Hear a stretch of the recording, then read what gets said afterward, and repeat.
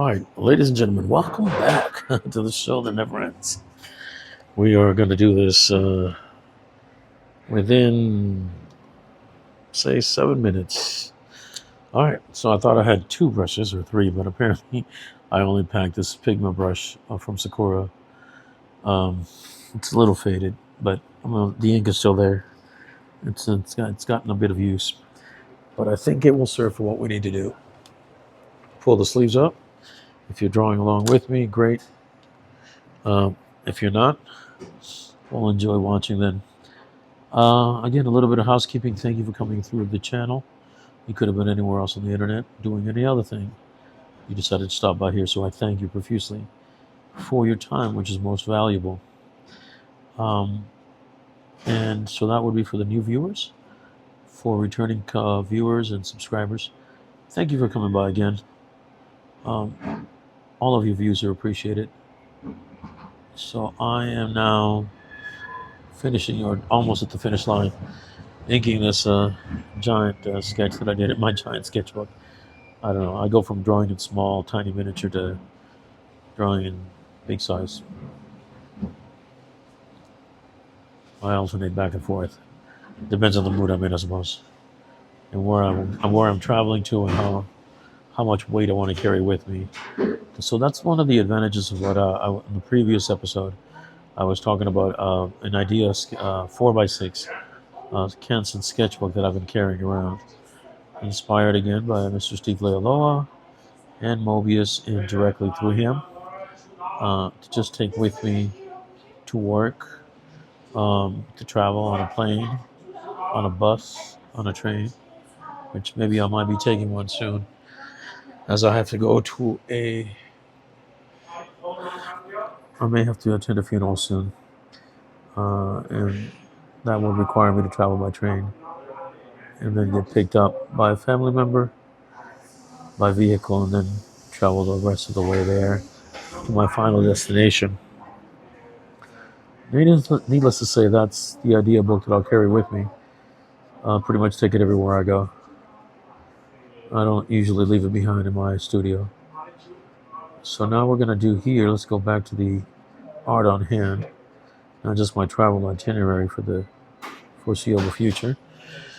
But I know these reflections might seem a little bit much, but I think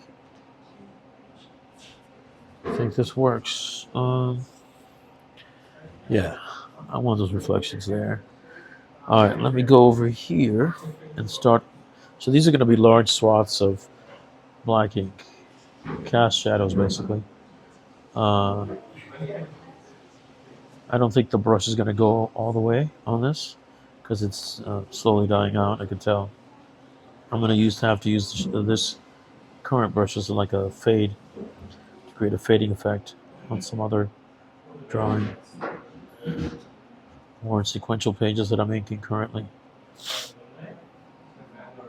Let me see if I can. It's also hard to control the fine point of the Sakura brush when it's starting to fade, and it's gotten a fair amount of wear and tear because the point will lose its consistency. It's no longer pointy, but I can actually probably throw a couple of lines here to extend the feathering. All right, like that, and that's going to blend into the richer, deeper blacks that I'm going to put on here. I'm not going to do it now. I'll do it later. Tomorrow, next day, probably next weekend. I'm not sure. As I'll have a better brush on hand in my satchel. Usually these are the satchels that I use. My ink pens are all in here. Alright, so let me just create a comforting halo effect, if you will. Well, I just circumvent I'm blocking in the figure or the jacket that he's wearing by doing this. That way when I use an ink brush later, I don't have to go that close to the holding line, and it won't cross over from one side to the other, if you get my drift. All right, you can see it here. All right, let me see. Are we still on? Yeah, we're still seeing. All right. Let's see where we're at. Okay, we're at the 2-minute mark.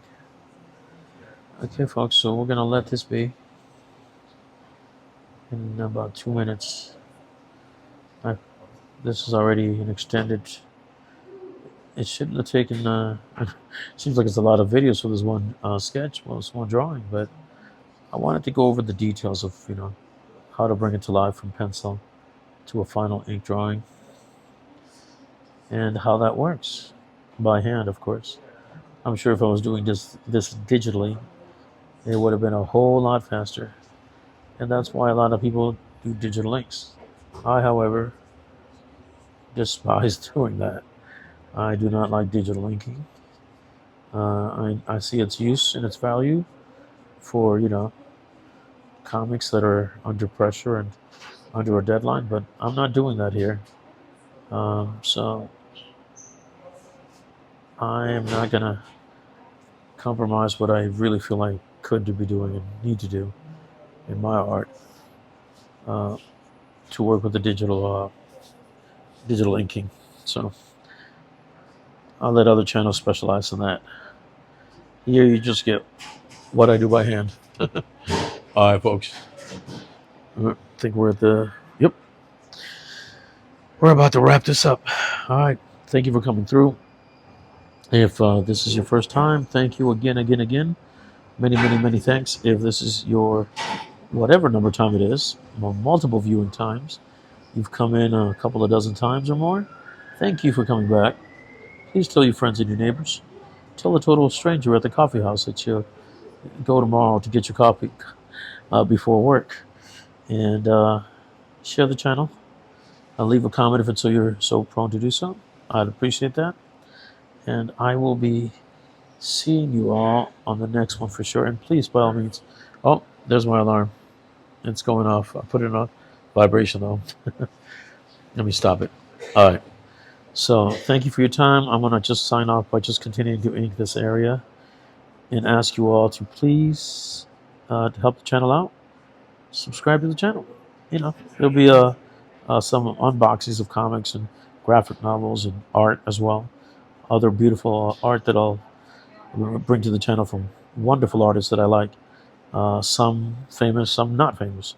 It'll be surprising to so many people how many great artists are out there that are not in the comic book business per se, and are not themselves highly well known yet, and they don't need to be great artists. So that's just my 2 cents on that.